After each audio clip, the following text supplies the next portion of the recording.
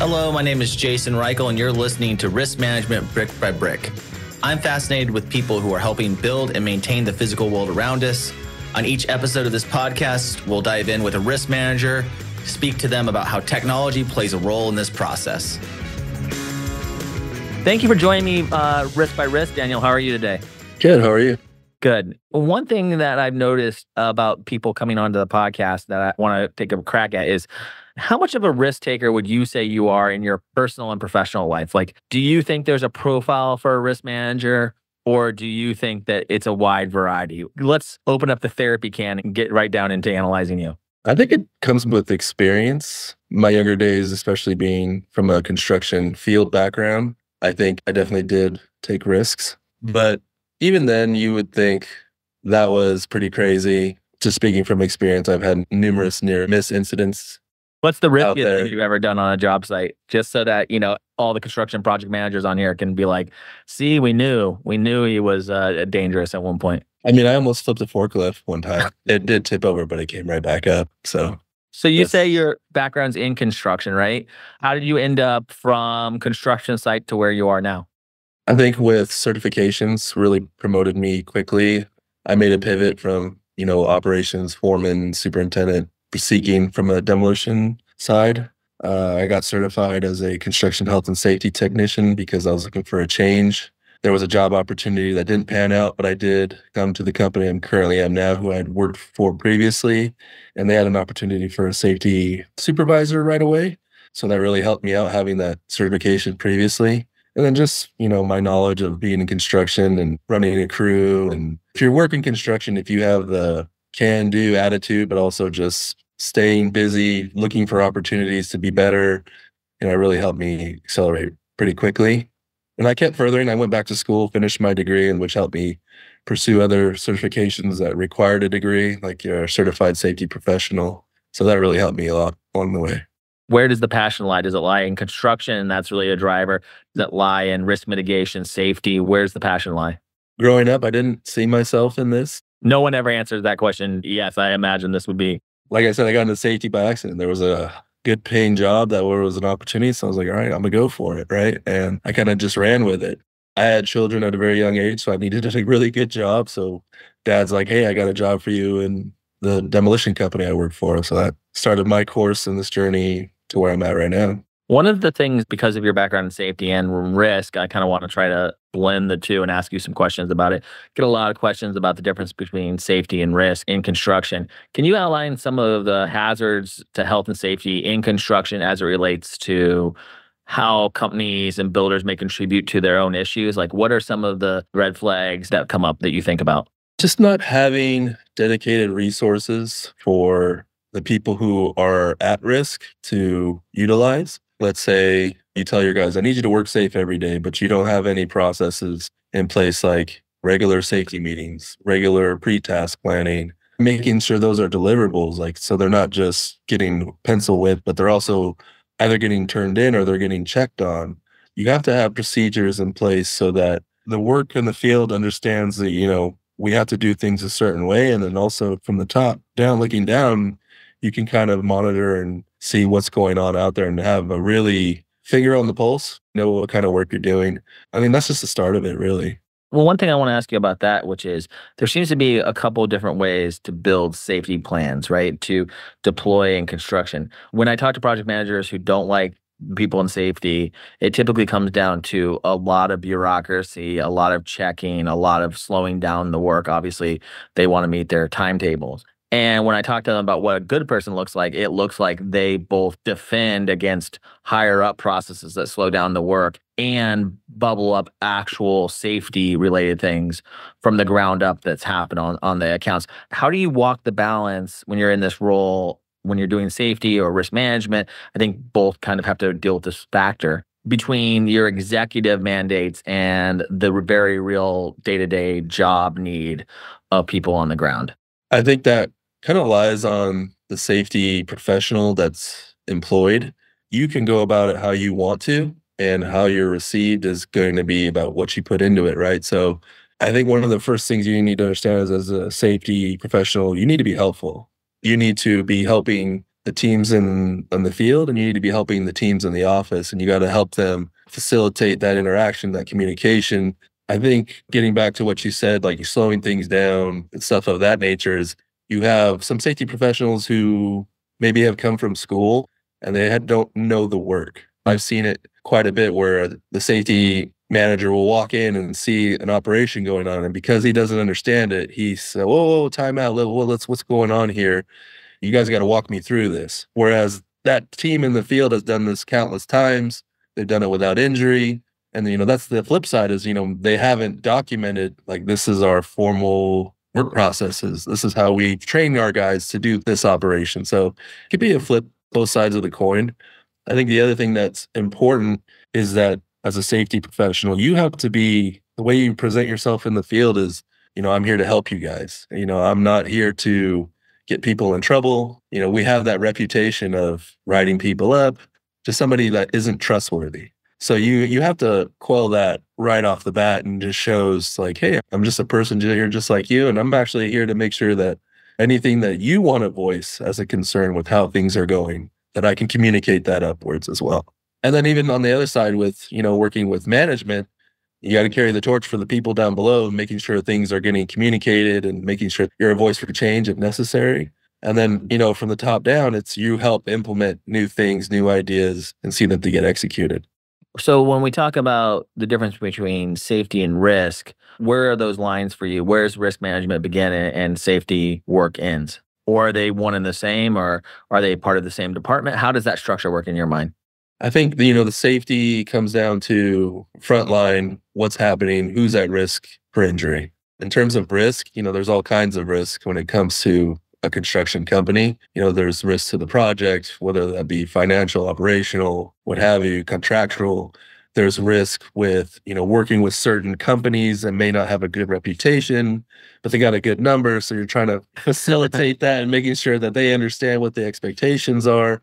I think the safety is, the immediate contact with the operations going on, and the risk is the overarching, what could happen. And even beyond just safety, right? Just some things that I've learned since I've taken over this role in the last few years.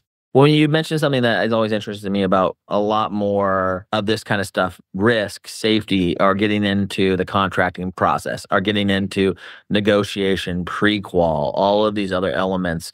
It used to be that risk was something that happened after everything was signed and people were going into the job. And now it seems like it's being pulled forward into the business processes. Is that true with your experience as well? Yes, we have pre-quals even for our clients now. They want to see what your safety record is, your documentation, and it's pretty expansive now in terms of what they're looking for. That help you be competitive and win deals because you guys have a good reputation, because you've addressed all these issues. And then how do you get those things down to your subcontractors? Because that's also, if you're in the middle, sometimes your safety record is not impacted by those that you employ, like in the mention of someone without a good reputation but good number. What safety clauses do you guys consider for yourself around contract negotiation? This is a topic that keeps getting brought up and people are asking me constantly. Well, what shouldn't we have in our negotiations and contracts? We have a project safety program that we just reference as you need to abide by this and you agree to follow it. So instead of having all this huge written out contracts for safety, it's here's our document, make sure you review it and make sure you agree to it. Do you do any audits of your subcontractors, or you mitigate, but how do you also make sure that they're doing a good job? So, I'm on the pre-qual team for us. So I help pre-qualify all of our subcontractors that we use. Our programs that we use, you're looking at their safety record for the last 3 years. You're looking up the OSHA establishment website, seeing if they have any fines or any recent inspections or fatalities, things of that nature. And we ask them all these things. So you also get to see if they're lying or not. We ask that they submit a lot of their safety deliverables that I talked to you about. So it helps you kind of understand what their safety culture is. Like, submit to me a recent safety meeting, submit to me a recent pre-task plan, submit to me. How much of the job are your direct workers versus subcontractors that you work with? And has that fluxed over time? Are you working more with subcontractors now or in the past? I would say 95% of our work is subcontracted. Our guys are really for temp protection, cleaning, any scope gap stuff. We work with a lot of subcontractors. A big part of our business is being able to manage them. The biggest thing is, what's made us successful for so long is just building those relationships with, really like-minded subcontractors like us who take safety very seriously. It's valued, it's part of how you do business. And it's been very successful for us since I've been here. What's the value to you of contractual risk transfer as it relates to your subcontractors? Then is that something that is like dotting an I, or is it something that you use as a mechanism for understanding if they are adhering to everything in the contracts? How does that process fit in for you? That was in place before I even got here. So we have a really strong risk management broker who had implemented that stuff long before I've gotten here. I've never really had to take a deep dive into that and make sure that's all clear, but it's a big part of how we operate. Do you guys require actually reviewing the policy of your subcontractors or just COIs? Mostly COIs that cover it. And then is that part of the pre-qual process for you? I mean, I know a lot of people are pulling pre-qual policy information in when they're pre-qualing subs now.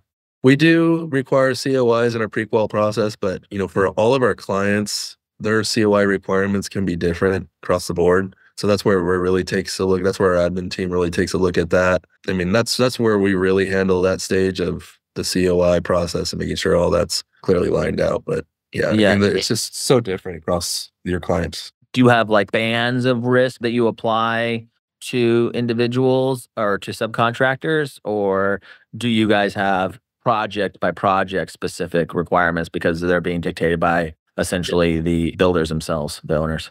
Yeah, it's typically project by project because it's dictated by the owners. How many projects do you guys typically have going on?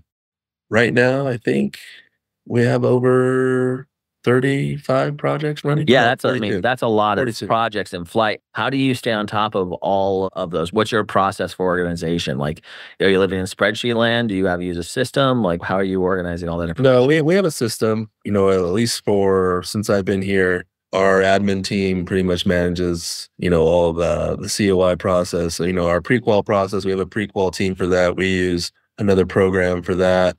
Everything, we've gotten pretty good in the last 5 years of, using technology and not trying to manage things on spreadsheets. Everybody's going through that spreadsheet transformation, right? Moving to a technology landscape. Yeah.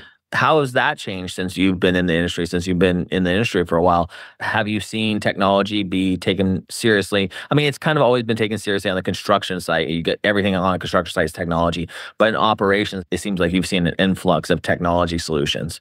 Oh, yeah. I mean, there's quite a few programs that I've seen since I've been here. I mean, our pre-qual has changed. We stay with the same provider, but they've changed their platform. More and more, they're realizing they're taking feedback from their clients. What can we change? What can we do better? We're pretty vocal about that too. What we'd like to see. Working with our vendors. Are you guys using any AI or predictive stuff right now? Has there been talk? What's the stance of the organization and you particularly on using AI as a form of this? No, we haven't yet, but I know it's interested me. I've been looking up a lot of different programs lately. A lot of that, revolves, at least for safety, revolves around cameras and monitoring images and stuff like that. But we haven't, to my knowledge, are utilizing any AI, but it's definitely something that I'm going to keep a watch on for sure. Yeah. And what could be helpful for us in the near future. Because like I said, that's a good part of, what I do here at this company is that it allows me to essentially, is there any new idea that it may affect the company that we should be on top of? Yeah. So that's the other way I look at risk is what's the risk of doing something or not doing something? Without taking some risk, there would be no work for anyone to do. You have to eventually take some risk. So it's just about putting yourself in that correct frame of mind so that you can be as successful as possible. One thing that I want to ask about particular skills and qualities in construction, what are the skills and qualities to be a good leader? In your opinion, you can go from people you've seen on the site to risk management, whatever you kind of comes to mind when I talk about what does it take to be a good leader in construction. Be honest. You have to have high integrity. I think it helps to be a good communicator. I think you want to make sure that you're easy to talk to when people need to come talk to you. I think one of the things is lead by example. I've seen so many times in this industry, especially when I was a young foreman, do as I say, not as I do. So right, all the safety protocols are for people who haven't been doing it for X amount of time or whatever. Exactly. I think the other thing is just to be a good coach. You have to have a coaching mindset and being willing to develop other people. That's something that I learned really early on, is because not only did it help them and keep them engaged, but it also helped me out a lot. I would never want to be the person who just stacks work upon work upon work upon themselves. I like to delegate, and I think that's a great way to make sure that people are engaged because they're learning something. Like people don't want to do the same thing every day. Where's their development if they're not learning? When I started a job, I always tried to how can I do my boss's job as quick as I can? That's that lifelong learning sort of mindset of I'm going to be always pushing myself forward, engaging. And a good leader looks for those opportunities for their team in any department, right? And pretty much any industry. But I think in a knowledge-based industry like construction, it can go a long way to be willing to step in and learn something outside of your current skill set. I think you just have to be able to, at least when it comes to the field, one position that really is kind of daunting to me and how they can do it successfully is a superintendent. They have, and especially they're saying, I've heard, but a lot of the upcoming superintendents just don't have the experience, right? That a lot of these older superintendents have. They might never get it because before that position was filled by a carpenter, who had worked his way for 15 years in the field and then became a superintendent. They taught him the intricacies of putting a schedule together, putting an email together, but being a builder, that skill that you cannot essentially teach. It's just a lot longer process if you've never done it, right? Yeah, it's an experience through doing, right? That leads to those things. Yeah, I often wonder about that. And I wonder if what's going to end up being is a deeper partnership between operations of those things and having experienced people on your team to validate information, right? That we have to come up with a solution for it. In this case, I don't think it's AI or some piece of technology. I think we have a tremendous pressure on all of us in these, what I call the built world industries, like construction, like even property management, like trucking, where it's knowledge-based gap that used to sit with one person is now being distributed to multiple individuals. And how do we keep up the quality and safety while also realizing that the profile of people have changed, which I think is really interesting. It also means that, these people might be doing this job for 60 years. If someone's 30, 40, they might be doing it for another 30 or 40 years. So I think people are also getting these opportunities much younger than they were in the past as the baby boomers retire. Let's do risky or not too risky. Are you ready for this? Shoot. You're tempted to climb onto the roof of your house to retrieve a lost item without any safety gear. Risky or too risky? It's risky. Do you have a flat house or do you have a peaked house? When does it become too risky? What's the scenario for you? I mean, you got to have some common sense, and it's what's the pitch of my roof? And I mean, if you're at a very almost flat or flat roof, I mean, I think it's more so getting up onto the roof and making sure you have the right ladder, making sure that ladder extends 3 feet past your landing. But a lot of people don't understand. I mean, most people are going to fall because their ladder setup's pretty poor. Yeah, I think they're going to fall getting on or off. That's a personal question because I had to get on my roof to remove a palm tree fawn in San Francisco. And my ladder, I was stretching. It was not even all the way on. I had to do a power lift to get to my roof. It was terrible. You're thinking of swimming in a lake without checking if there's any warning signs for dangerous currents. Is that risky or too risky? It's risky. I mean, I'm known to be stripping my clothes off, running into the lake and jumping in. All right. You're about to go on a hiking trail without telling anyone your plans or estimated return time. Risky or too risky? That's too risky. There's nature out there, man. I think that just goes without saying. If you go do something and nobody knows where you're at or how to reach you, that's pretty risky. Especially in a place like that where you might not have cell reception. What about your kids? Would they do that, or were they raised understanding that's too risky? To go on a hiking trail without telling anybody? Yeah. Oh, they wouldn't do that. Too risky. I just like seeing them playing outside. So I mean, that's great. Yeah, right. Getting kids off their phones. My kids are not going on a hike. We don't have to worry about that. They definitely would be like, "Are you coming?" Before we go, do you have any final thoughts or advice for our listeners regarding navigating risk in life and decision making? Any piece of advice that you think is important that you would give to someone entering the industry or someone already thinking about making the jump, say from being a construction worker to actually working in operations? What are some of the best advice you've ever been given? Be observant. Try to listen as much as you can. Try to look between the lines about, where are there problems or unforeseen problems. And then, when you're comfortable and you've, learned something and you can, impart something, say something. I think a lot of people just get nervous about having a good idea and putting it out there, right? Especially the further up you get into this world of you're either a director or you're a senior superintendent, project manager, whatever. I'm just not comfortable with the status quo. I'm always looking to what can I do to improve my value, but also improve the life for everybody around me, whether that be, making safer programs or improving the business, because in all, it's going to help everyone. I think that goes to your good leader, right? What it takes to be a good leader. And I think you wonderfully outlined that. Daniel, it was really great talking to you. I really appreciate someone who's sort of done some of every role within their organization and has taken an approach to de-risking and working with their team and subcontractors so directly. So I appreciate the conversation. It was really great having you. You too. Take care. Risk Management Brick by Brick is brought to you by TrustLayer. Find out how TrustLayer manages risk so that the people can build the physical world around us. Head over to trustlayer.io. And then make sure to subscribe to Risk Management Brick by Brick on Apple Podcasts, Spotify, or wherever you get your podcasts. On behalf of the TrustLayer team, thank you for listening.